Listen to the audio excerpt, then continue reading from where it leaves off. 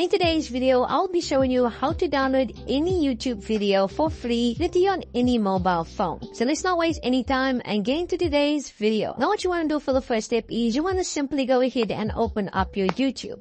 Once you open up your YouTube, I want to give it some time. Once you open up your YouTube, you want to make sure you click on your home screen and you want to search anything that you obviously watch. And if you found anything that you want to download, what you want to simply do is you want to go ahead and click on this three dotted, and then you will find that the loading download status is basically loading, and that will take some time. So once that loads, I'm basically able to download the video right now. So you want to go ahead and click on download video. And as you can see, the video is simply downloaded. If I click on view, you can also see when you swipe down that the video is just downloaded. And that's how you simply download videos offline. But anyway, if you found this video helpful, please give it a like and also subscribe to the channel for more tips and tricks just like this. I'll find you in the next video. Peace.